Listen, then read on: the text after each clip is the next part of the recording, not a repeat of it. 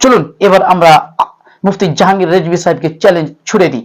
মুফতি জাহাঙ্গীর রেজভী সাহেবকে আমার পক্ষ থেকে চ্যালেঞ্জ রইল। আমি জাহাঙ্গীর বিন বাকর বলছি, মুফতি জাহাঙ্গীর রেজভী বেরেলভী সাহেবকে চ্যালেঞ্জ করছি, যদি এই হাদিসটি আপনি জামিউল আহাদিস থেকে সহিহ সনদে আপনি দেখাতে পারেন, তাহলে ইনশাআল্লাহ আপনাকে আমি 50,000 টাকা পুরস্কার দিব। আসসালামু আলাইকুম ওয়া রাহমাতুল্লাহি ওয়া বারাকাতুহু। নাহমাদুহু ওয়া নুসাল্লি আলা রাসূলিহিল কারীম, আম্মা বা'দ। প্রিয় দিনী ভাই ও বোনেরা, আপনারা যেখান থেকে দেখছেন আপনাদেরকে আন্তরিক শুভেচ্ছা ও অভিনন্দন জানাই। প্রিয় দর্শক মণ্ডলী, আজকে আমরা আলোচনা করব মুফতি জাহাঙ্গীর রেজভী বেরেলভী সাহেবের মিথ্যাচার নিয়ে। প্রিয় দর্শক মণ্ডলী, আজকে আমাদের প্রথম পর্ব। আজকে আমরা এই পর্বে আলোচনা করব ইমামের পিছনে সূরা ফাতিহা পাঠ করা যাবে কিনা। মুফতি জাহাঙ্গীর রেজভী বেরেলভী সাহেবের দাবি হচ্ছে ইমামের পিছনে সূরা ফাতিহা পাঠ করা হচ্ছে হারাম, মাকরুহে, তাহরিমি। পক্ষান্তরে আমাদের দাবি হচ্ছে ইমামের পিছনে যেই ব্যক্তি সূরা ফাতিহা পাঠ করবে না সেই ব্যক্তির সালাত নামাজ হবে না। প্রিয় দর্শক মণ্ডলী, চলুন সর্বপ্রথম আপনারা জাহাঙ্গীর রেজভী বেরেলভী সাহেবের মুখে শ্রবণ করুন, তারপরে আমরা ইলমি এবং তাহকিকি জবাব দেব ইনশাআল্লাহ। চলুন শ্রবণ করুন।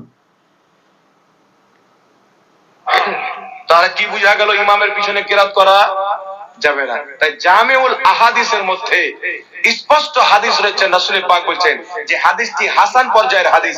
রাসূল পাক সাল্লাল্লাহু আলাইহি সাল্লাম বলেন, যেই ব্যক্তি ইমামের পিছনে কিরাত করলো তার নামাজ নষ্ট হতেই থাকলো, বরবাদ হতেই থাকলো। তাই ইমামের পিছনে নামাজ আদায় করা, এই কিরাত করার নাম হচ্ছে মাকরুহে তাহরিমি, নাজায়েজ, হারামের অন্তর্ভুক্ত গুনাহ কাবীরা। তাই ইমামের পিছনে কিরাত করা যাবে না, মাকরুহ তাহরিমি। যে কিরাত করবে তার নামাজ হবে না, দ্বিতীয়বার তাকে নামাজ পড়তে হবে। এটাই ফুকাহায়ে কেরাম ফয়সালা দিয়েছেন কোরআন ও হাদিসের আলোকে। তাই একটি হাদিস নিয়ে মাযহাব মানা যাবে না।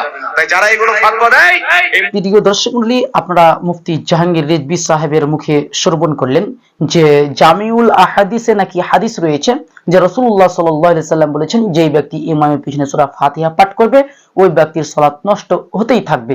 প্রিয় দর্শক মণ্ডলী, এটা সম্পূর্ণ রাসূল সাল্লাল্লাহু আলাইহি ওয়াসাল্লামের উপর মিথ্যাচার। জামিউল আহাদিসে এমন কোনো হাদিস নেই, এমন কোন সহিহ সনদে হাদিস বর্ণিত হয়নি যে রাসূল সাল্লাল্লাহু আলাইহি সাল্লাম বলেছেন যেই ব্যক্তি ইমামের পিছনে সূরা ফাতিহা পাঠ করবে ওই ব্যক্তির সালাত নষ্ট হয়ে যাবে। এমন হাদিস জামিউল আহাদিসে সহিহ সনদে নেই। এটা মুফতি জাহাঙ্গীর রেজভী বেরেলভী সাহেব রাসূল সাল্লাল্লাহু আলাইহি সাল্লামের উপর মিথ্যাচার করেছেন। রাসূল সাল্লাল্লাহু আলাইহি ওয়াসাল্লাম বলেছেন, সহিহ বুখারী হাদিস নাম্বার 1291 নম্বর হাদিস, আল্লাহ রাসূল বলছেন, মান কাযাবা আলাইয়া মুতাআম্মিদান ফালিয়াতাবাওয়া মাকআদাহু মিনান নার। যেই ব্যক্তি কোনো কথা আমার দিকে ইচ্ছাকৃতভাবে ধাবিত করবে আর সেই কথা যদি আমার না হয় তাহলে তার থাকার জায়গা জাহান্নাম। তো মুফতি জাহাঙ্গীর রেজভী বেরেলভী সাহেব এই কথা রাসূল সাল্লাল্লাহু আলাইহি ওয়াসাল্লামের দিকে ধাবিত করেছেন যে রাসূল সাল্লাল্লাহু আলাইহি ওয়াসাল্লাম বলেছেন, যেই ব্যক্তি ইমামের পিছনে সূরা ফাতিহা পাঠ করতে থাকবে ওই ব্যক্তির সালাত নষ্ট হতে থাকবে। এটা সম্পূর্ণ রাসূল সাল্লাল্লাহু আলাইহি ওয়াসাল্লামের উপর মিথ্যাচার। প্রিয় দর্শক মণ্ডলী, চলুন এবার আমরা মুফতি জাহাঙ্গীর রেজভী সাহেবকে চ্যালেঞ্জ ছুড়ে দিই। মুফতি জাহাঙ্গীর রেজভী সাহেবকে আমার পক্ষ থেকে চ্যালেঞ্জ রইল। আমি জাহাঙ্গীর বিন বাকর বলছি, মুফতি জাহাঙ্গীর রেজভী বেরেলভী সাহেবকে চ্যালেঞ্জ করছি, যদি এই হাদিসটি আপনি জামিউল আহাদিস থেকে সহিহ সনদে আপনি দেখাতে পারেন, তাহলে ইনশাআল্লাহ আপনাকে আমি 50,000 টাকা পুরস্কার দিব। চ্যালেঞ্জ থাকলো, বুকে যদি দম থাকে তাহলে এই হাদিসটি জামিউল আহাদিস থেকে সহিহ সনদে পেশ করবেন। প্রিয় দর্শক মণ্ডলী, চলুন এবার আমরা আলোচনা করি ইমামের পিছনে সূরা ফাতিহা পাঠ করা যাবে কিনা। ইমামের পিছনে অবশ্যই সূরা ফাতিহা পাঠ করতে হবে। ইমামের পিছনে যদি সূরা ফাতিহা পাঠ না করেন তাহলে সালাত নামাজ হবে না। দলিল সহিহ বুখারী প্রথম খণ্ড 151 পৃষ্ঠা হাদিস নাম্বার 756 এবং জুজউল কিরাত হাদিস নাম্বার 2। উবাদা বিন সামিত রাদিয়াল্লাহু তাআলা আনহু বলেন, লা সালাতা লিমান লাম ইয়াকরা বিফাতিহাতিল কিতাব, অর্থাৎ লা সালাতা, কোন সালাত নামাজ নেই, লিমান ওই ব্যক্তির জন্য, লাম ইয়াকরা যেই ব্যক্তি পাঠ করবে না, বিফাতিহাতিল কিতাব সালাতে সূরা ফাতিহা পাঠ করবে না ওই ব্যক্তির কোনো নামাজ নেই। অত্র হাদিস থেকে প্রমাণ বহল করে যে ইমামের পিছনেও সূরা ফাতিহা পাঠ করতে হবে।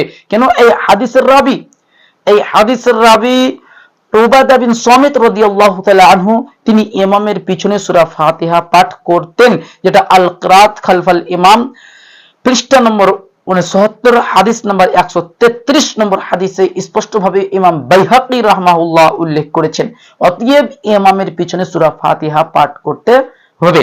লা সালাতা লিমান লাম ইয়াকরা বিফাতিহাতিল কিতাব 756 নম্বর হাদিস যেটা রয়েছে সহিহ বুখারী। এই হাদিসটি নিয়ে আসার পূর্বে ইমাম বুখারী রাহমাহুল্লাহ আমিরুল মুমিনিন ফিল হাদিস, ইমাম বুখারী রাহমাহুল্লাহ তিনি বাব কায়েম করেছেন, তিনি অধ্যায় রচনা করেছেন, বাবু উজুবিল কিরাতি লিল ইমামি ওয়াল মা'মুমি ফিস সালাওয়াতি কুল্লিহা ফিল হাজারি ওয়াস সাফারি ওয়া মা ইউজহারু ফিহা ওয়া মা ইউখাফাত। অর্থাৎ সব সালাতেই ইমাম ও মুক্তাদির কিরাত পড়া ওয়াজিব। স্পষ্টভাবে ইমাম বুখারী রাহমাহুল্লাহ বলছেন, সব সালাতেই, সেটা নফল হোক, ফরজ হোক, ইমামের পিছনে হোক, যেই সালাত হোক না কেন, যেই নামাজ হোক না কেন, সব সালাতেই ইমাম ও মুক্তাদির কিরাত পাঠ করা ওয়াজিব। মুকিম অবস্থায় হোক বা সফরে, সশব্দে কিরাতের নামাজ হোক বা নিম্ন স্বরে কিরাতের নামাজ হোক, সব সালাতেই ইমাম ও মুক্তাদির কিরাত পড়া জরুরি। স্পষ্টভাবে ইমাম বুখারী রাহমাহুল্লাহ হাদিস নিয়ে আসার পূর্বে বাবই কায়েম করে দিয়েছে যে ইমামের পিছনেও সূরা ফাতিহা পাঠ করতে হবে। ইমাম বুখারী হাদিস বেশি বুঝেছেন না এই ভণ্ড মুফতি জাহাঙ্গীর রেজভী বেরেলভী সাহেব হাদিস বেশি বুঝেছে? প্রিয় দর্শক মণ্ডলী, চলুন সহিহ বুখারী 756 নম্বর হাদিস, এই হাদিস অনুযায়ী মুহাদ্দিসগণ কি বলেছে সেটা আপনাদের সামনে তুলে ধরছি। আল্লামা কাসতালানী রাহমাহুল্লাহ এই হাদিসের ব্যাখ্যায় বলছেন, এই ফি কুল্লি রাকাতিন মুনফারিদান আও ইমামান আও মা'মুমান সাওয়া আসরুল ইমাম আও জাহর। অর্থাৎ এই হাদিসের উদ্দেশ্য প্রত্যেক রাকাতে একাকী হোক অথবা ইমাম হোক অথবা মুক্তাদি হোক, আস্তে পড়ার নামাজ হোক অথবা জোরে পড়ার নামাজ হোক, সূরা ফাতিহা পাঠ করা জরুরি, সূরা ফাতিহা পাঠ করতেই হবে। ইরশাদুস সারি শারহ সহিহুল বুখারী, দ্বিতীয় খণ্ড 85 পৃষ্ঠা, হাদিস নাম্বার 756 নম্বর হাদিসের ব্যাখ্যায় আল্লামা কাসতালানী রাহমাহুল্লাহ এই ব্যাখ্যা পেশ করেছেন। অর্থাৎ প্রত্যেক সালাতেই ইমামের পিছনে সূরা ফাতিহা পাঠ করতেই হবে। আল্লামা কিরমানি রাহমাহুল্লাহ তিনি বলছেন, যেটা আল কাওয়াকিবুদ দারারি ফি শারহে সহিহুল বুখারী 5 খণ্ড 124 পৃষ্ঠার মধ্যে হাদিস নাম্বার 725 নম্বর হাদিসের ব্যাখ্যায় তিনি স্পষ্টভাবে বলছেন যে ওয়া ফিহি দালিলুন আলা আন্না কিরাআতাল ফাতিহাত ওয়াজিবাতুন আলাল ইমামি ওয়াল মা'মুমি ওয়াল মুনফারিদ ফিস সালাওয়াতি কুল্লিহা। অর্থাৎ এই হাদিসটি থেকে দলিল যে ইমাম এবং মুক্তাদি এবং মুনফারিদ একাকী সবার জন্য সকল নামাজেই সূরা ফাতিহা পাঠ করা ওয়াজিব, সূরা ফাতিহা পাঠ করা জরুরি। প্রিয় দর্শক মণ্ডলী, আমরা স্পষ্টভাবে দলিল পেয়ে যাচ্ছি যে ইমামের পিছনেও সূরা ফাতিহা পাঠ করতে হবে।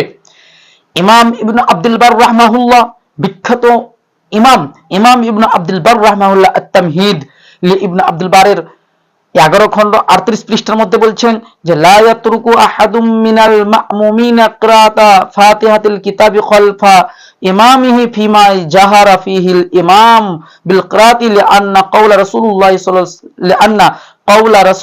সাল্লাল্লাহু আলাইহি ওয়াসাল্লাম লা সালাতা লিমান লাম ইয়াকরা বিফাতিহাতিল কিতাব আমুন লা ইয়াখুসসু শাইউন লিআন্না রাসূলুল্লাহি সাল্লাল্লাহু আলাইহি ওয়াসাল্লাম লাম ইয়াখুস বিকৌলিহি যালিকা মুসাল্লিয়ান মিন মুসাল্লিন। অর্থাৎ মুক্তাদির মধ্যে হতে কেউ ইমামের পিছনে সূরা ফাতিহা পাঠ করা ছাড়বে না, যদিও ইমাম কিরাত জোরে পড়ে, কেননা রাসূল সাল্লাল্লাহু আলাইহি ওয়াসাল্লাম বলেছেন যে ব্যক্তি সালাতে সূরা ফাতিহা পাঠ করে না তার সালাত নামাজ হয় না। হাদিসটি হচ্ছে আম, হাদিসটিকে খাস করার কোনো দলিল নেই, কেননা রাসূল সাল্লাল্লাহু আলাইহি ওয়াসাল্লাম কোনো নামাজের জন্য খাস করেননি। অর্থাৎ এই হাদিসটিকে শুধুমাত্র মুক্তাদির ইমামের জন্য খাস করা যাবে না, এই হাদিসটি হচ্ছে আম। এই হাদিসের মধ্যে মুক্তাদি এবং ইমাম উভয়ই শামিল রয়েছে, যেটা ইমাম ইবনে আব্দুল বার রাহমাহুল্লাহ তিনি স্পষ্টভাবে বলেছেন। তিনি আরো বলছেন যে ক্বালু বিহাযা আলা উমুমি ফিল ইমামি ওয়াল মা'মুমি লিআন্নাহু লাম ইয়াখুসসা ইমামান মিন মা'মুমিন ওয়ালা মুনফারিদ। অর্থাৎ মুহাদ্দিসগণ বলেছেন হাদিসটি আম হওয়ার কারণে ইমাম মুক্তাদি শামিল, অর্থাৎ হাদিসটি আম হওয়ার কারণে এই হাদিসটি ইমাম মুক্তাদি উভয়ের ক্ষেত্রেই প্রযোজ্য। কেননা রাসূল সাল্লাল্লাহু আলাইহি ওয়াসাল্লাম ইমাম মুক্তাদি মুনফারিদ একাকী কাউকেই খাস করেননি। আত-তামহিদ ইবনে আব্দুল বার 11 খণ্ড 43 পৃষ্ঠা। তিনি আরো বলেন, ইমাম ইবনে আব্দুল বার রাহিমাহুল্লাহ তিনি আরো বলছেন, ওয়াকাদ আজমা আল উলামাউ আলা আন্না মান ক্বারা খালফাল ইমামি ফাসালাতুহু তাম্মা ওয়ালা ইয়াদাতা আলাইহি।